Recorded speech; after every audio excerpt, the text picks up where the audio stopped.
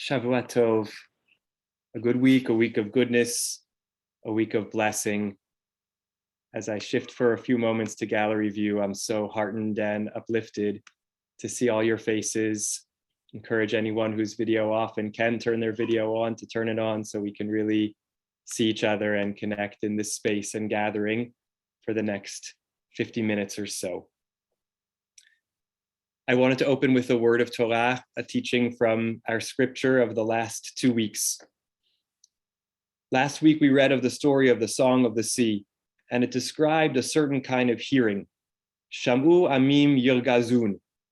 Nations heard of the cataclysm, of the liberation of the Jewish people, of God's great and mighty hand, and of the still brokenness in the world. And they trembled and they quaked. They didn't do more. They experienced an emotion, and it was left there. This week's Torah portion begins, Vayishma Yitro. Yitro heard. He heard about the very same events, but he didn't stop at hearing. He came. He showed up.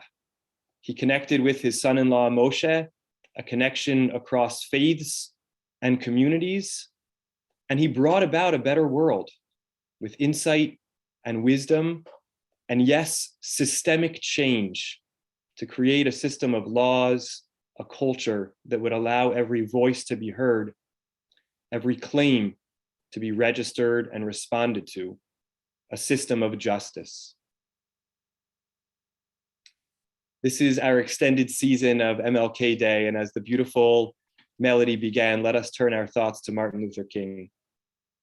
But as our speakers tonight will help us reflect on, we turn our thoughts to and beyond the Reverend Dr. King. He modeled that second kind of hearing, a hearing of challenge, a hearing of an imperfect world that didn't just register emotional response, but showed up and created change. And that process of creating change is far from over. And it's a process that demands something of each and every one of us. So may our hearing tonight not just be a hearing and hopefully a being moved, a being challenged, a being made uncomfortable, but may it be a hearing which also invites us to show up, change our systems, change ourselves, and create a better world for all. I want to thank, before I introduce our speakers, our Undoing Racism Committee, a committee of the Bayit with many devoted members that envision tonight as a beginning and a continuation of a process which is underway in our Bayit. If you'd like to connect with this committee's work, and if you'd like to be a person who doesn't just hear, but shows up and creates change and lends your voice to a journey in our Bayit and in our greater community, please reach out to me, to any member of our clergy team, to Michael Goldblum and the others on the Undoing Racism Committee. I want to offer a personal word of hakarat hatov, of gratitude, immeasurable gratitude, to Rabbi Bob Kaplan, who is not just a member of the committee, but a guide, a beacon, and a source of wisdom and insight in every issue that the Bayit seeks to be involved in to create a better world of contacts and community, and whose relationships made tonight possible. Thank you, Rabbi Bob. We have a privilege tonight to listen and be moved in a conversation about the legacy of Dr. King and the state of racism and community in America today, titled Igniting the Flame of Unity While Celebrating Diversity, with two people who don't just hear the hear or talk the talk, but walk the walk. Bishop Victor Brown, a chaplain in the United States Police Department, senior pastor for over 3 decades of Mount Sinai United Christian Church in Staten Island, a faith leader, a bridge builder, and an activist for civil rights and justice. And Tamara Fish, a member of our Riverdale Jewish community, past president of Congregation Tehillah, co-founder of Kazbar, an oasis in the desert of Jewish diversity, someone whose sharp insight and wisdom into the place of Jews of color in our Jewish community and in civil rights, and making all our groups better groups and our nation a better nation we cherish. So welcome. Thank you both for being here. And I'm going to ask just a few questions to enable us to listen in to your conversation, beginning with, tell us a little bit about yourselves. Bishop Brown, can we start with you? Certainly. Let me begin by saying how humbled and honored I am to have been asked to be a part of such an important discussion, in as much as Dr. King is a great hero of mine. And though I did not get to meet him personally, I had the opportunity to get to know him vicariously through his chief of staff, the Reverend Dr. Wyatt T. Walker, who embraced me as a son, and who provided me with a wealth of insight and knowledge as he gave me recitation of various interactions with King. So this topic certainly is apropos, and I'm grateful to be a part of it.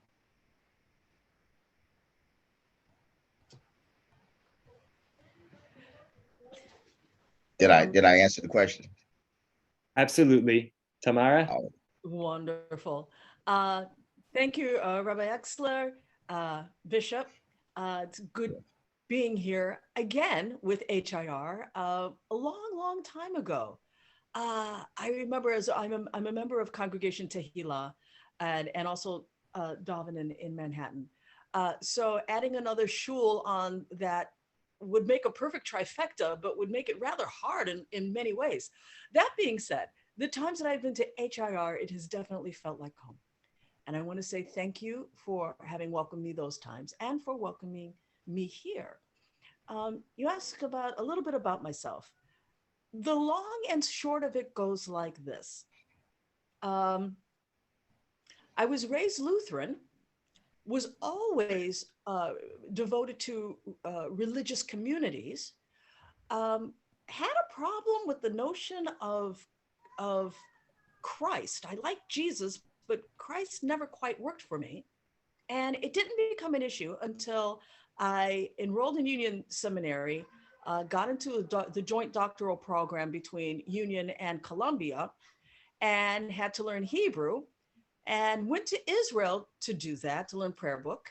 And the more I studied Jesus from the Jewish angle, the more my own soul came home. And I began to understand it as a neshama. I have a Jewish soul. After a long time of struggling, I finally converted. And so I am truly a New Testament scholar who became a president of a Jewish congregation. Uh, and throughout that has been my experience of being an African American woman. I found a lot of welcome, a lot of community, especially in Riverdale. My goal is to make sure that same welcome that I've received extends to each and every Jew of color, as well as to every person of color. thank you. If I may have an opportunity to amplify just a little bit, I left some very, very important aspects out that I think would certainly give better perspective to those who are on the call, a better perspective of me. So, in addition to serving as senior pastor of the Mount Sinai United Christian Church on Staten Island, which I have been privileged to serve for 35 years, I am also a member of the NYPD. I hold the rank of inspector, and I'm assigned to the chaplains unit. And this has been a tumultuous week for us. I'm sure many of you are aware we had 2 police officers shot, one fatal last night, and we also had an officer a couple of days ago who was shot right here on Staten Island. So it's been a tumultuous week for us.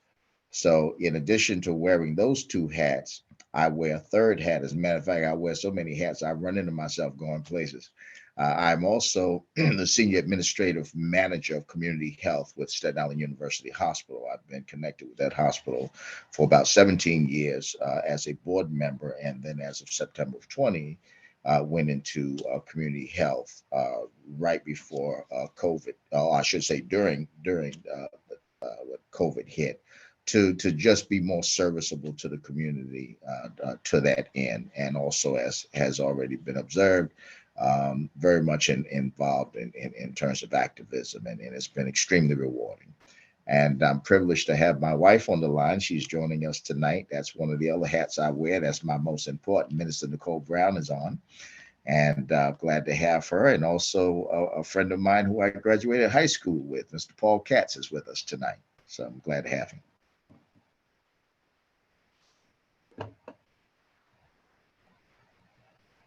Amazing.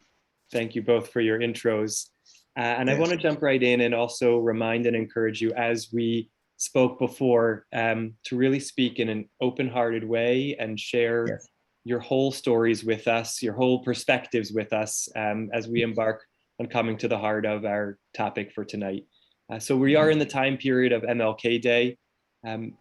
Talk to us about your understanding of the role of MLK's work and the civil rights movement then, and where we are now.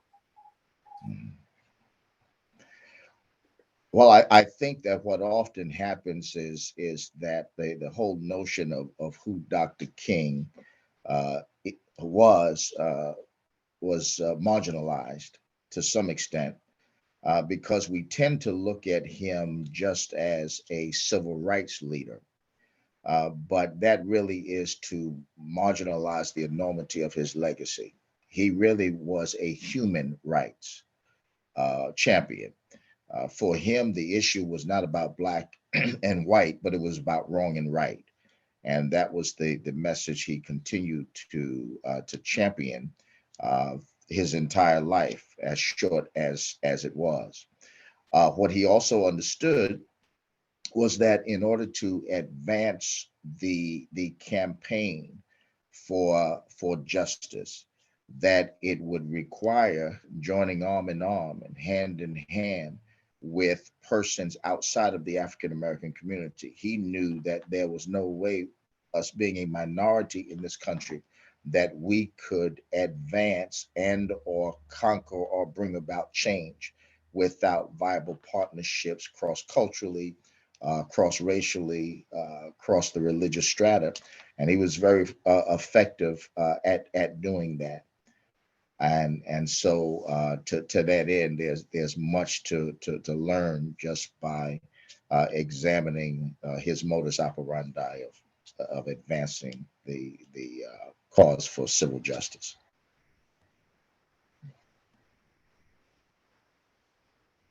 Excellent. I agree wholeheartedly. I think what I'll do is I'll come at the question from the other side, which is talking about today. Mhm.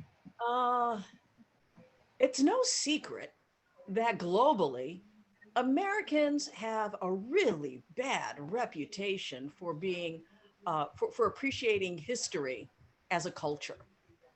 Something ignites our interest and we're all in.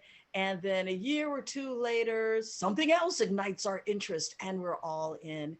And then there's another aspect that I like to call the Disneyification of history. And so it seems as if we're now just catching up to the fact that civil rights didn't happen in a blink, where all of a sudden Rosa Parks sat down and then people decided to march and then everyone had a kumbaya on the mall and everyone went home happy.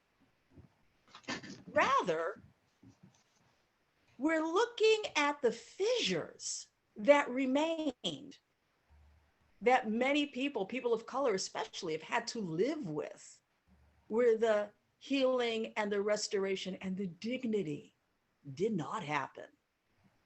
And sometimes it's been reflected in the voices of people rising up and saying, listen, there are real problems here. And the civil rights, human rights game changer happens to be cell phones and videos. And that has caused a whole group of people, the nation, to wake up and see in a different way those fissures, those gaps, those abuses, those places where we still have to heal. Now, the question is, whether or not we can do that without dividing everybody into the good guys and the bad guys. The cops have to be bad because they're cops, right? Okay. Or let's see, the young people have to be good because they're seeing the future. But then again, they might be Antifa. We need to move away from that simplistic Disneyification to see the complexity of our situation and the complexity of the peoples involved, and to understand that partnership means sometimes, you know, you won't agree eye to eye, but for the sake of the work that needs to be done, we unite. And so what does unity mean? What does it look like? Where do we go from here? I'm not interested in looking back. We've got to go forward, honestly. Well, I certainly agree with your summation. I'm of the mind, though, that in order for us to chart a course forward, we have to know from whence we have come. And there is much to be gained by an examination of the civil rights struggle. The question that is often asked as it relates to Dr. King is that prolific speech, the I Have a Dream speech. The question that often gets lifted is, has that vision come to fruition? Has that dream, are we living out that dream now? And I would have to say very, very sadly that much of what Dr. King wanted to see come to fruition has not. There is still a tremendous level of divisiveness in this country that I believe undermines the very fabric of our democracy and who we are.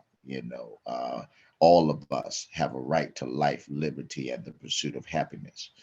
That, above whatever our ethnicity in this country, we are Americans, and that should be celebrated.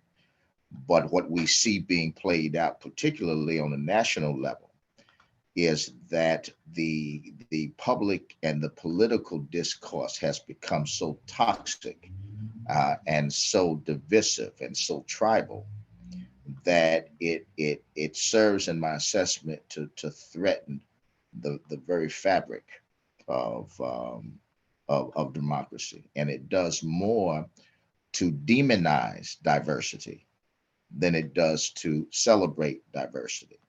We see being played out on a national level that, when it comes to Democrats and Republicans, Democrats may say, well, I'm not going to join in with the Republicans because it'll make it look like they're winning. Or Republicans may say, well, I'm not going to join on to a bill that's being sponsored by Democrats because it makes it look like they're winning. When at the end of the day, it really is supposed to be about what is in the best interest of the country.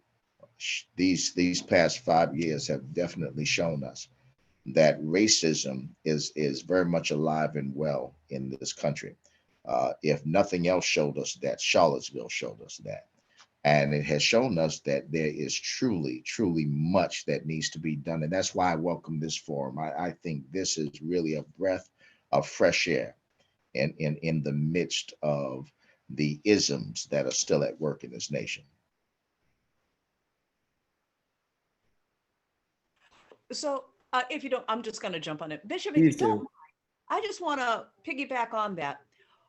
What I find a lot of times that people will say, okay, yes, we should pull together people of different backgrounds, etc.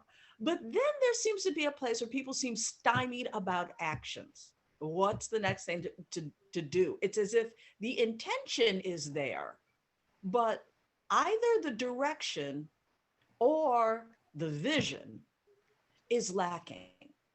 So that's my read of it. How's your read?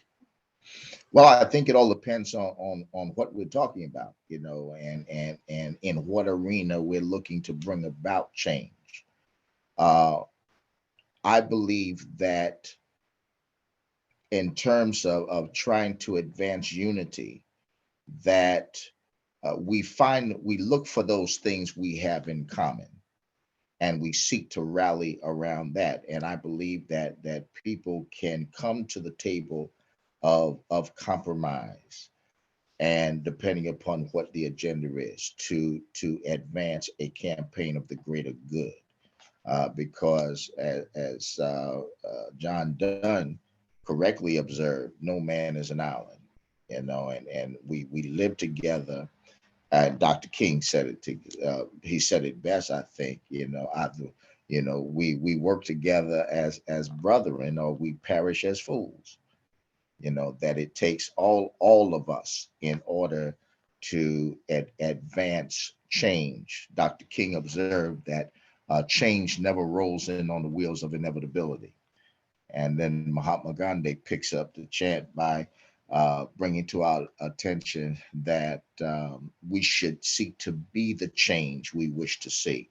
So all of us are change agents, and I think that we should always seek for places where we can unify, or that we can bring our perspectives to the table around a particular issue without feeling threatened that we have to give up our identity in the process. And I believe it's possible to do that.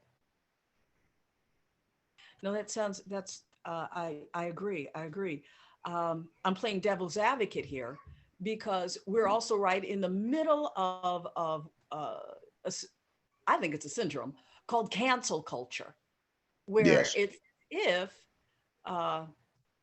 what my fear about cancel culture is that it sets the bar so high and says that unless one has been squeaky clean all their lives, right, one has lost the right to engage. And I find that problematic because Mhm. and this works in both religions, right? It doesn't acknowledge the potential for change, the Right. potential for growth. All right. Mhm. In Judaism, it's the idea of tshuva, the idea of turning, of reorienting. And in a culture that where social media knows no time, right? And in a culture that likes zingers, I think we can almost enjoy too much of a gotcha moment as opposed to looking beyond and really coming to grips of what partnership actually entails. Even in the civil rights movement, the Yes. people who pulled it off may not Yes. have liked one another, but they understood in order to get things done, in order to advance human rights, we all have to pull together. So where can we go? How can we, on the one hand, because we live in different cultures at the same time, right? How Right. can we stand firmly in our traditions of tshuva, let's say for Judaism, in Christianity, redemption, or was the thing that I'm thinking of, right? While we still live in this gotcha uh, cancel culture sort of essence, and strive beyond that, so that everybody has a place, should they want to plug in. Mhm. Well, again, looking at it through the lens of King and what served as his motivator, was that he was not looking to advance his culture. He was looking to articulate a message that was ubiquitous, and a message that was inclusive and that transcends the culture. So when we talk about um, equitability in healthcare or in education, we're not talking about just African Americans. We're talking about a right that should be afforded to everyone. Everyone has a right to adequate education. Everyone has a right to be able to adequately vote. Everybody has a right to access to capital. And so there is the avenue, or the aspect of mobilizing around that which impacts us all.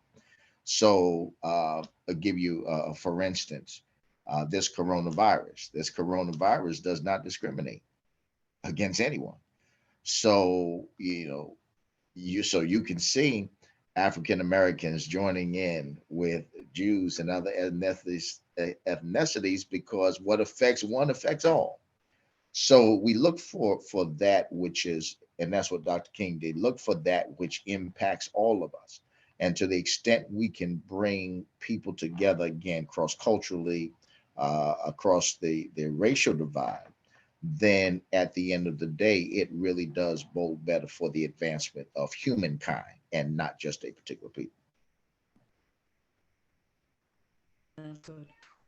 I'm going to jump in for a moment to ask an additional question to fold in, maybe two.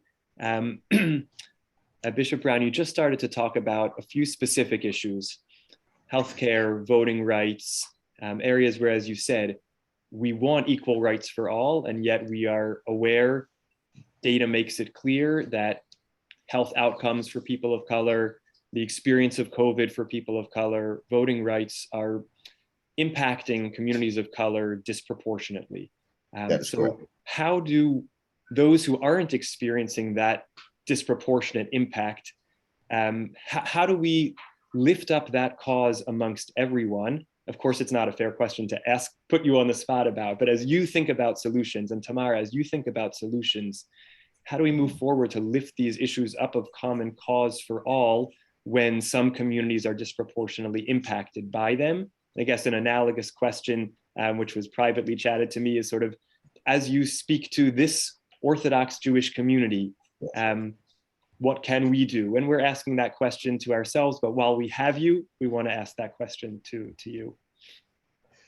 What's very alarming in this day and time is that there has been such a strategic assault on facts and truth that we now find ourselves in a place that is extremely dangerous, because irrespective of objectively verifiable facts, empirical data given to this nation, there has been such a intentional, well orchestrated attack on truth. So getting people to even, or some people in this nation who are not critical thinkers, getting them to see that it's almost as if they're being played like pawns on a chessboard, and that they are not able to see or embrace or even try to seek out what is truth. So depending upon who you speak with will determine whether or not there's an actual problem or problems in this country. You speak to some people, they don't feel that there is a problem per se with what is going on nationwide with changes in the voter laws, when empirical data has clearly demonstrated that this was one of the safest, this past election was one of the safest elections that has taken place in the history of this nation. And yet, against the backdrop of all of the empirical data and all that has transpired in terms of allegations made that there was voter fraud, that the real victor in the presidential race was not the victor, and yet there's been over 60 cases advanced in courts that have been thrown out. The Supreme Court has entertained that there were no improprieties all across the board. It is just established, and yet, in spite of all of that, there are persons who seek to believe otherwise. So it's a real challenge in terms of, where is the ground upon which we can really come together when there's been such an assault on what is true and what is not true, it really makes for a very alarming and very dangerous situation in my estimation. Yeah.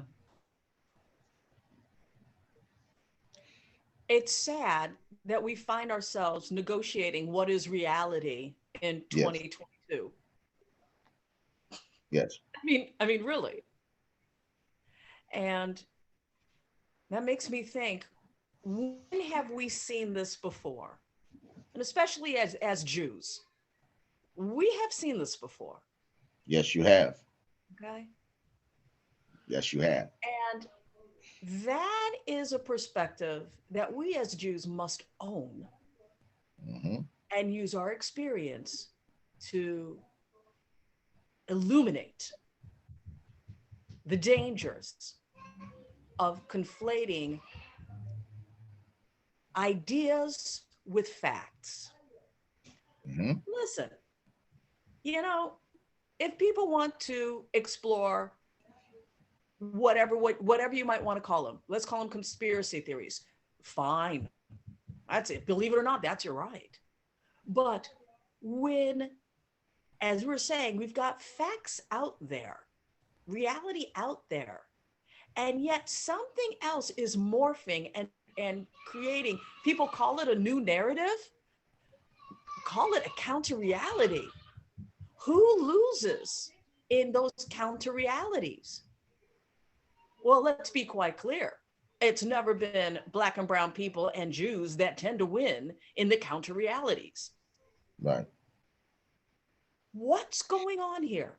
And how can we use our backgrounds to say, look, what we are building is not supporting human dignity. That's correct. Our traditions tell us that human dignity matters, to see everyone as created in the image of God. Yes. Hmm.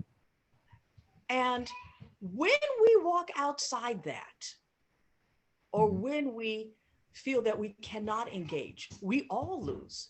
And so you're talking about an Orthodox Jewish community. I get that. And I get that. And I understand and celebrate the beautiful community that exists, that is formed in Orthodox communities. Hmm. And yet, our experience of the last week tells us, irrespective of denomination, we cannot exist alone. Colleyville, someone with the notion from overseas, mind you, that we have a chief rabbi and somehow Jews rule the world. We've heard this before. Thankfully, we've found we're getting support and allies from places perhaps where one might not have thought before. Muslim communities saying this is not what we stand for. All right. So I think sometimes we have to get out of overthinking. And I think sometimes we just have to represent. And how do we get over that overthinking? Perhaps we are all standing once again at the edge of the Red Sea, watching as the chariots are coming toward us and wondering, where do we go from here? Don't overthink, do. Everybody has a place in our lives where we can do. And we have to work from our own individual strengths. Me, personally, it's running my mouth. That is why I'm here. This is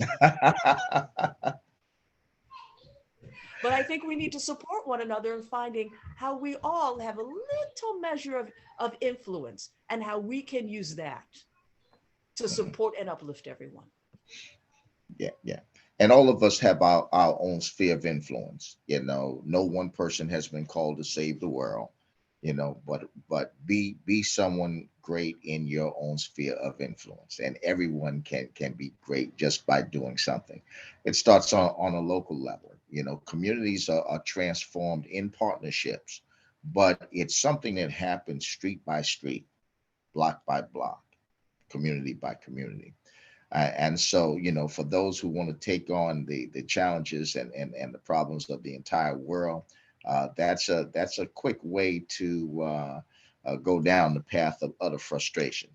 You know, we have been called by God with all of our uniqueness to do something. And we have to find out what we have been called to do. And once we know what and have identified what that is, then we ought to seek to do it to the best of our ability. And in so doing, it positions us to make a change. If we're talking about, societal change or community change, well, that begins by getting to know what those change agents are. Whether that's your local civic organization, if it is your place of worship, but whatever it is, I tell people, get in where you fit in, and seek to make a difference where you are. It starts right where you are.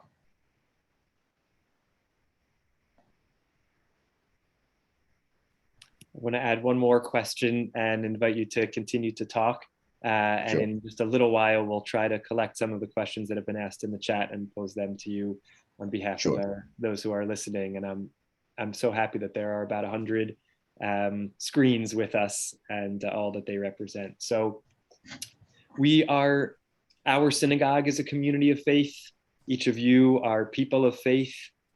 How do you see faith in the struggle for racial justice? And I really ask it almost from two sides. Is the brokenness of our world today from a racial perspective a theological struggle for you? And how does theology play a role in inspiring you to move forward? Well, for me, I mean, I turn to Psalm 24:1, which says that the earth is the Lord's and the fullness thereof, the world and they that dwell therein. It gives me hope and promise that, if I am a servant of God and this world belongs to him, then ultimately, it cannot be destroyed without him allowing it to do so, that he put us all here as stewards of his earth. And we have to continue to seek his wisdom and his insight in terms of how we proceed forward. From the beginning of time, from the time, Cain killed Abel, we've seen evil run rampant in the world. And we see evil played out all the time on many levels. But the driving force for Dr. King was that truth and love would ultimately win out because of his faith in a God who was larger than the challenges he was facing. And that certainly serves as a motivating factor for me as well. I have faith in a God who loves me in spite of me and who challenges me to love others as he loves me. And so it is within that parameter that I face and engage the challenges of today and tomorrow, knowing that with God all things are possible, and that mine is the responsibility again of not seeking to save the entire world, but to do what I have been called to do. And I know very clearly that he has called me to be a bridge builder. He has called me to be an activist and to engage people and to bring people around the table to discuss some of the hard things we're discussing tonight, with the hope of us being able to see that it is possible for us to unify around an issue without it requiring of us that we relinquish whole of our identities. If anything, we see our diversity as a strength. No one has been called to do everything, and for us to try to get people on that page, in my assessment, is an insult to God, because there's no two people that have the same fingerprint. God intentionally made us unique so that we could bring the best of who we are to the equation of what can make for a better world. And I think that's that's what I've tried to embrace, and that's the reality I've tried to live out. So as someone whose faith has evolved, if not changed, right? Mhm. Whose faith has changed, I find the question of faith and theology exceedingly difficult. And I'm going to go there. I'm going to go there to model something that Bishop and I have talked about before. Um, I find Christian theology very complicated in that there's a lot of formal theology that has to come out when a loving God sacrifices part of itself for the sake of humanity in a hideous murder, right? And that preoccupies that question, that love, that murder preoccupies a lot of Christian thought. I am no longer Christian. I do not find it of value to me. I understand that this is a central tenet in Christianity and is of essential value to Bishop Brown. Why do I raise this point? We will not agree on this point, and it doesn't matter because there's work to be done. And I say that because as we in diverse communities get together and do our work, we will find that we do not agree on everything. We might have some really strong disagreements. And the question is, do we still do the work? There are a lot of ways to divide people. Oh, it's so easy. And it takes something other than that to bring us together. So for this on theology, I find Jewish theology elegantly simple. Elegantly simple. There's very little explanation that's needed. I find it distills down to a lot of recognizing B'Tselem Elohim, recognizing the divine in the other person. And what does that mean to me? It means that we need to do our jobs. Just do your job. Be a human being and recognize the humanity in others and make sure you can do absolutely everything in your power to make sure that other people recognize the humanness of others. That's it. If you do your job, we will all be fine. And we all get to do our jobs in our own way. Now, Bishop and I can go toe to toe on theology, and maybe one day we might do that. But we are united in the idea that even in our different positions and backgrounds, this is paramount. And this unites us. This work that we all must do if we are people of deep religious conviction. Did I put words in your mouth on that one, Bishop?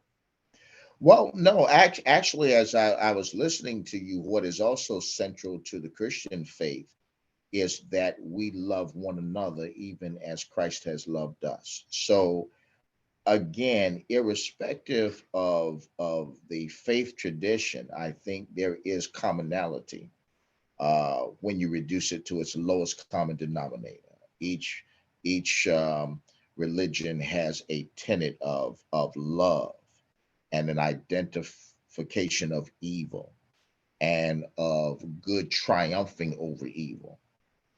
And so I think that if we seek to approach any problem, we try to deal with, say, in our community, if we begin to split hairs in terms of doctrine, then we will lose sight on the bigger picture, which is why, again, my background is in community organizing. As a matter of fact, I'm a graduate of Eastern Baptist Theological Seminary in Philadelphia.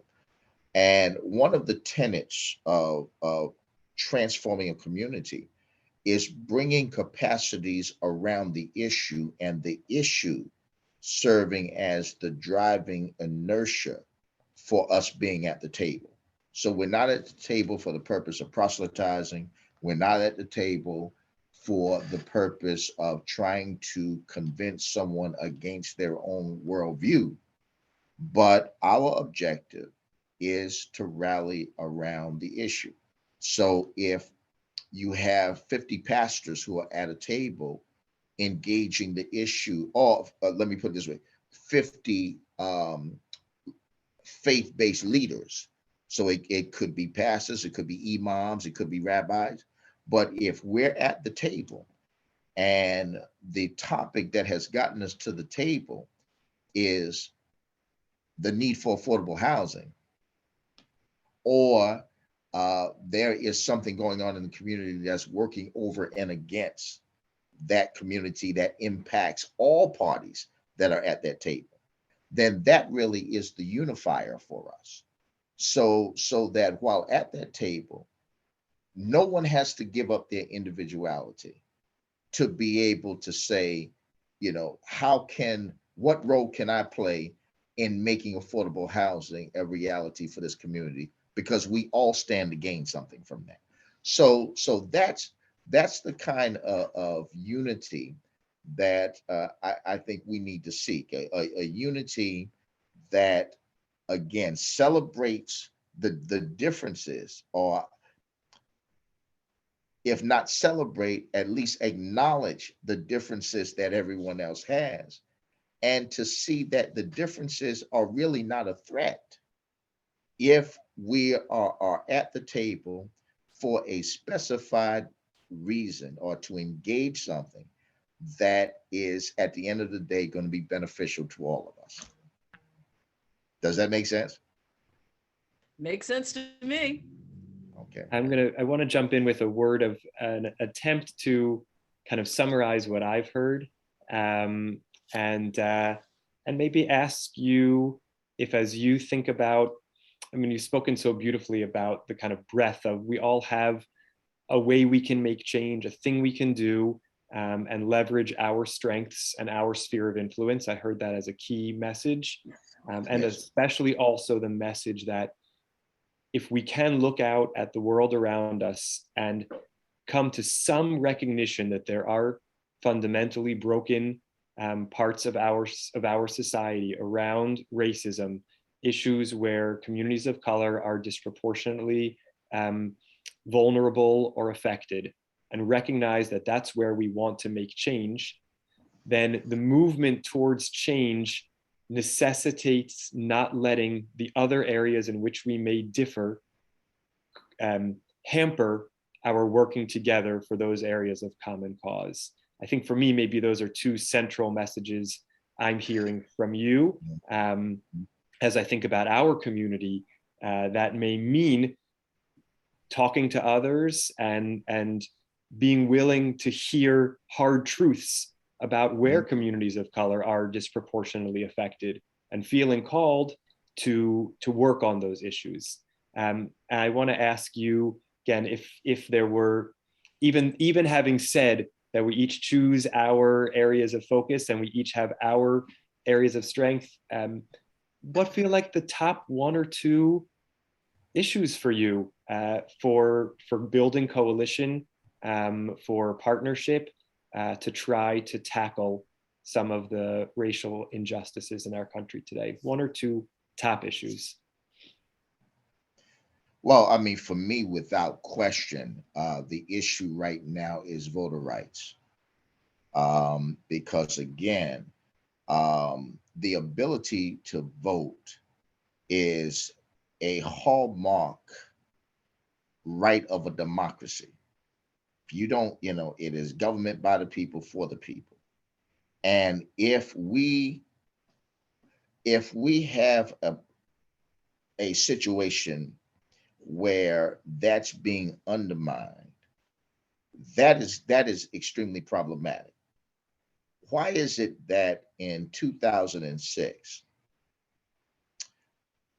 the extension of the Voter Rights Act was unanimously advanced by the Senate? Republicans and Democrats said that we're going to preserve the democracy. We're going to make sure that as a federal law, we're going to make sure that it remains federal, so that you don't have states working to undermine or working to undermine the votes of African Americans and those similarly situated.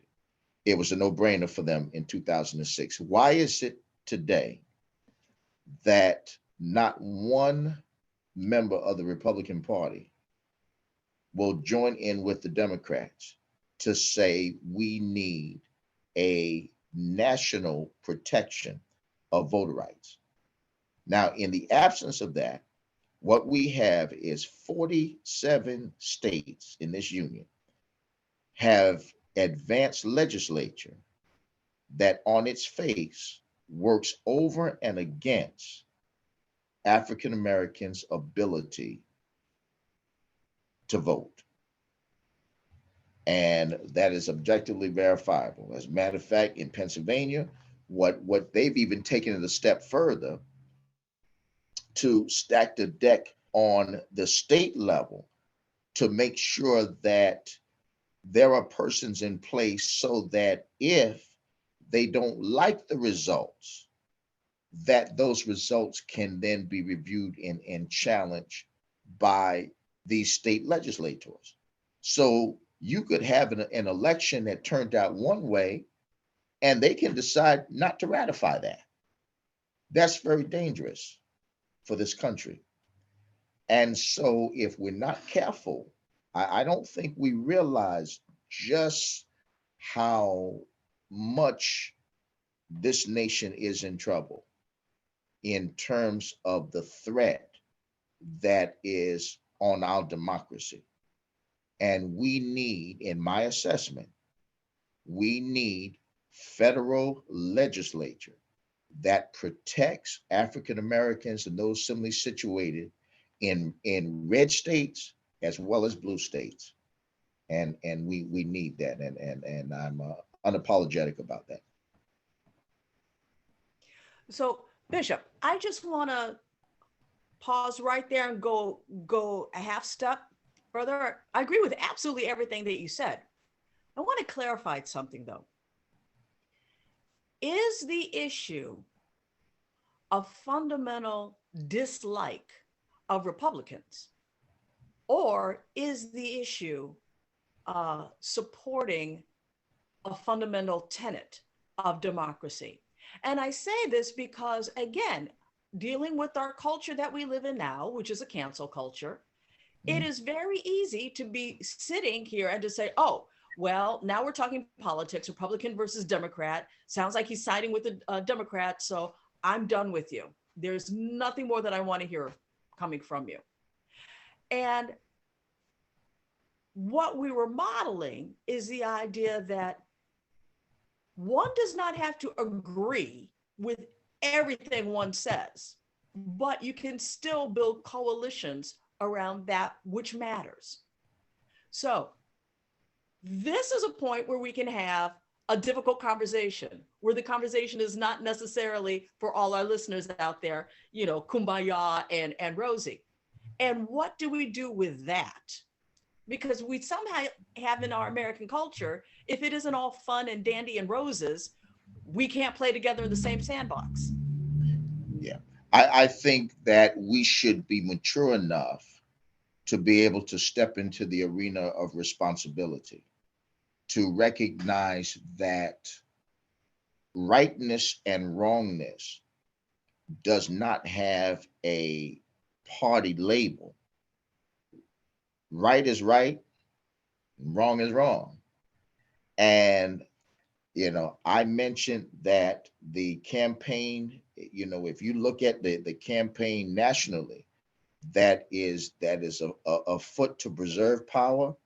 I happen to be a registered Democrat. If it were the Democrats undermining the right for us to vote, I would be just as upset about it and just as vocal about it, because it's my right that's at question. You know, my right to vote, your right to vote, those who look like us, our rights is presently is being threatened. And so it doesn't matter to me the label.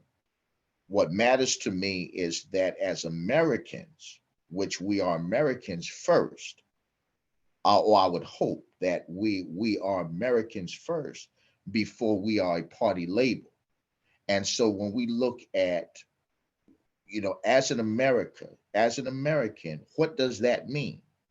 does it not mean that all of us as Americans are entitled to all of the liberties that are couched in the Declaration of Independence and in our Constitution? Sure, it does. And haven't our elected officials been sworn in, and their duty is to protect this democracy and not to undermine it? And so for me, whether it's a Democrat doing it or whether it's a Republican doing it, if it's a Democrat, they need to stop. If it's a Republican doing it, they need to stop. And so anyone who would try to make other of what I'm saying to mean that I hate Republicans or whatever that case, I think that that's a bit small-minded. I think that, at the end of the day, what is important for me is when it comes to voter rights, that the voter rights for all of us is protected. And again, when you look at what's happening on a national level, it is being threatened in a quest to hold on to and secure power. And we need federal protection so that whether a person of color resides in a blue state or a red state, that person has equal access to the ballot box. And that is my concern. I'm going to jump in again for a moment. I really want to thank you, Bishop Brown, for being very direct about what's top of agenda for you and letting us hear it and sit with it and think about what role we can play. Tamara, I want to ask you if you want in kind to share a top item, whatever it is. And then what I'm going to do is we're going to end around 8:45. What I'm going to do after you answer that question is offer you about 3 questions kind of combined from the chat and allow you to touch on what you want to touch on before we wrap up. So if you want to talk about a top item, Tamara, for you, and then I'll pose just a short menu of questions for you to take what you want. Okay, so what matters for me, and I'm really poking around the edges here, what matters for me is somehow transforming our culture such that Black and brown people are not relegated to these transactional relationships with white people, fee for service, service for fee. Rather, I'm poking around the edges and I'm becoming increasingly convinced that there are things in the dominant culture, in white culture, that signal sometime between, let's say, middle school to adulthood, that one should not have interpersonal, mutual, reciprocal relationships with people of color. Now, sometimes that gets encoded by, oh, well, it's a class barrier or what have you. But I'm finding that lack of interpersonal relationships, true friendships, mutual friendships, is the thing that's stymieing where America could be, where we are on race relations, where we are on issues of equity. And I have no answers for that.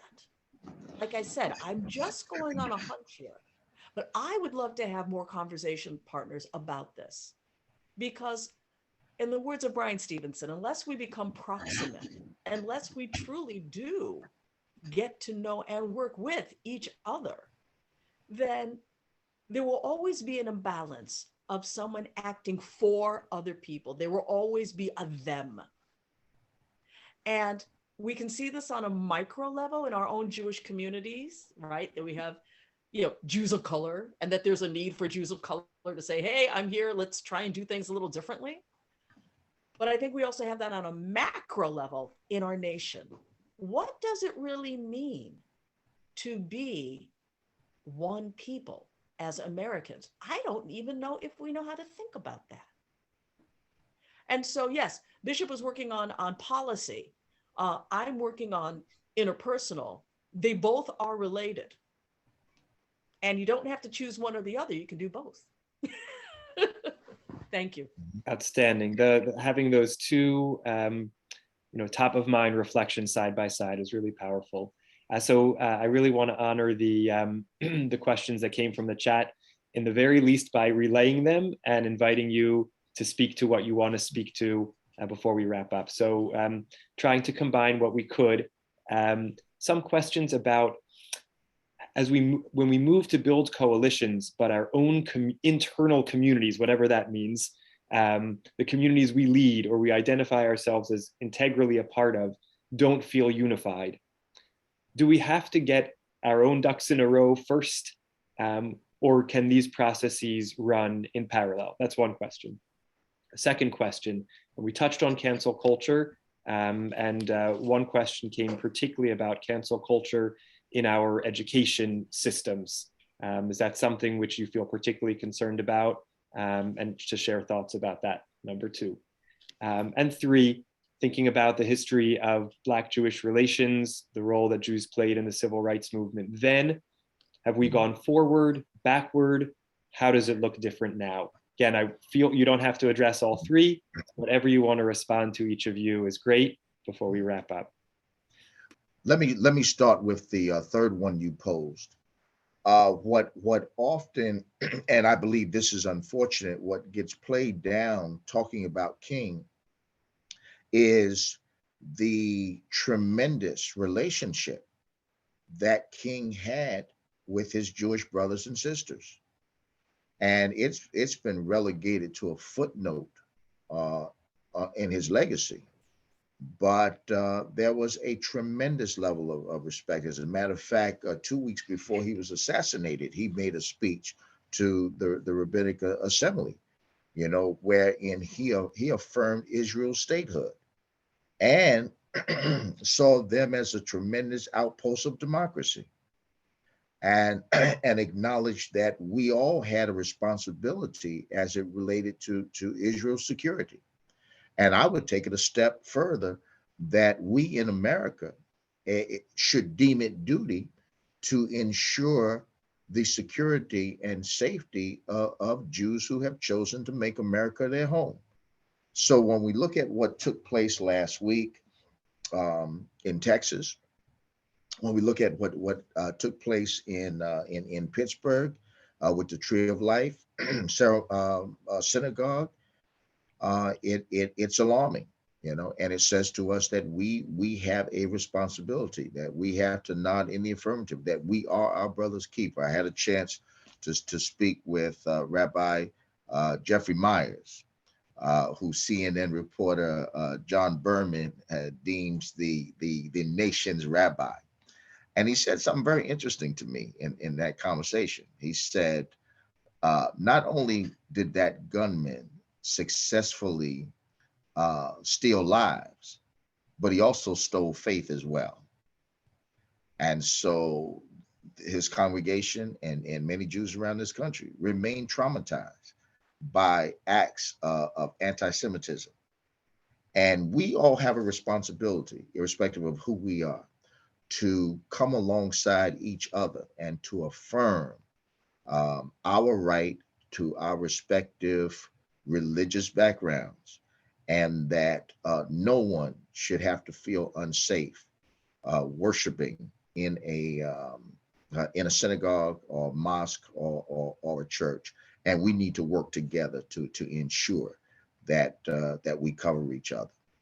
I think as far as today, the relations, I think the relations, particularly here in New York, I think the relations are strong. I think the work of JCRC and my good friend Rabbi Joe Potasnik and others and this group here. I mean, you all are doing a fantastic job. So I really do think that the efforts to bring both communities together to work with each other,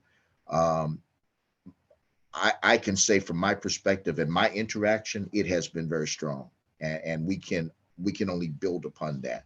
But it definitely is a strong one. Beautiful, beautiful. Thank you. I'm going to pivot and go to the first one, dealing with, as I understood it, how in the world can we actually be there for other people when we don't have our own house in order, when there's so much divisiveness within our own community? Is that a paraphrase, an accurate paraphrase of the first question? Perfect. Okay. So let me just go right towards it and say that's a canard. That's a canard. If we waited for unanimous consensus among ourselves, nothing would get done. And I can prove it Right. to you. All right. Let's talk about the civil rights movement, right? Whenever that sentiment of we don't have our own house in order comes up, or we're not united among ourselves, I want you to remember two names: Bayard Ruskin and James Baldwin. These are two African American men who were foot soldiers, no, generals within the civil rights movement. The work that they did, not only to pull off the March on Washington, but also to find the language to galvanize people towards the movement, was absolutely critical. They were also gay men. And do you think for 1 minute that they were welcome entirely as gay men, gay Black men in the late 50s and early 60s? No. In fact, they had to make a choice as to whether to say, forget about it, I'm out of here, or, all right, I believe in the movement. This is the task at hand. For the moment, I'm going to take a pause on the issue of sexuality and how y'all need to grow on that. And we're going to work for civil rights. I am not saying that anyone should feel that they should have to deny who they are to participate.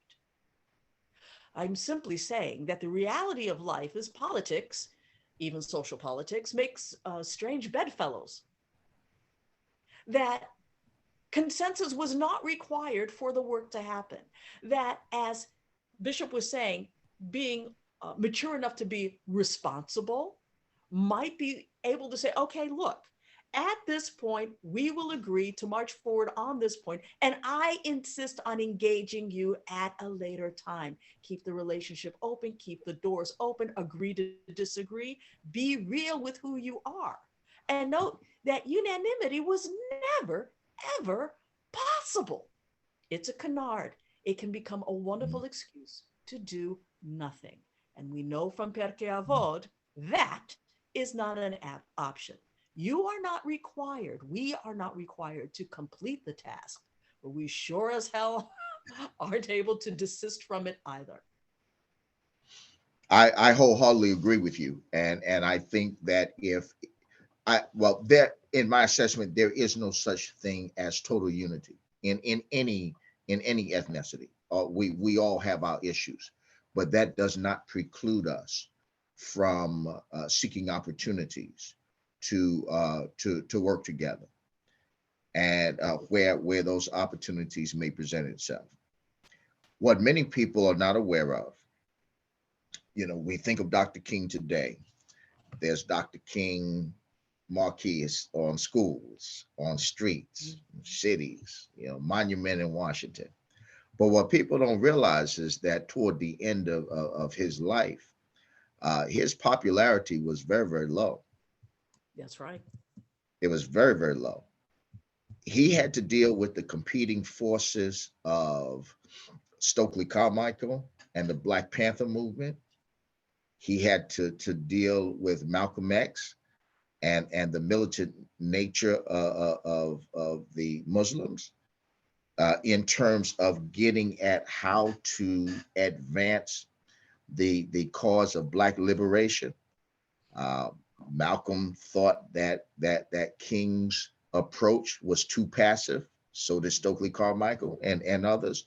So there was those in-house tensions. As a matter of fact, when Dr. King was at the National Baptist Convention in 1967, he was asked to stand to talk about his position on why he opposed the Vietnam War. And in the middle of his speech, half of the ministers got up and walked out. this is information and history that does not get told about him, that he is more popular in death than he was in the latter stages of his life. So in essence, him being martyred, in effect has, given him the status his name enjoys now.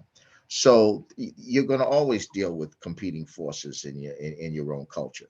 Does that mean that we can't, work on our own baggage while at the same time trying to advance the cause of unity on other levels? I think it's our duty to do both, and I believe we can. Thank you both so much. I opened up with the language of hearing and the different kinds of hearing, and we've spent this hour listening.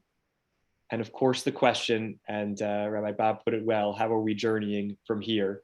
I think feels like the right one. So I want to encourage everyone to continue to let the words from tonight echo in your ears. Again, the call to form broad coalitions around our issues of central concern and not let the differences that may divide us on other topics stand in the way of working together to fix the racial injustices in our country today. The call to use the spheres of influence that we have to think about where we are uniquely suited personally, professionally, to make change. And then to hold the two issues of central concern that Bishop Brown and Tamara raised for us, of voting rights and where we see our place in that struggle. What are our resistances to acting there and why, and how we move forward?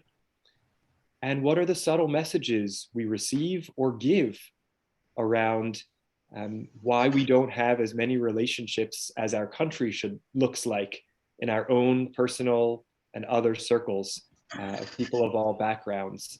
What do we need to change about ourselves and our communities and the messaging of our society that our social and other spheres reflect more the diversity of the nation that we live in? So I want to encourage everyone to continue to hear tonight, to think about those questions, to see how we want to make our change, to make it individually, to make it collectively, and if you want to make it through our Bayit, to reach out to members of our clergy team, of our Undoing Racism Committee, so that we can think together about how we journey forward from here. I want to thank Bishop Brown and Tamara, who gave so generously of your time, your thoughts, and your heart, and your voices and your leadership tonight. And it is our custom to make our way out in small groups so we can chat a little bit further if we wish, or just wish each other farewell. I want to thank Yael Manor-Oshinsky from our programming team, who makes all our programming possible. Rev Ezra for working behind the scenes, and our entire team, and wish everyone strength and courage and resoluteness to listen and to be impacted and to move forward.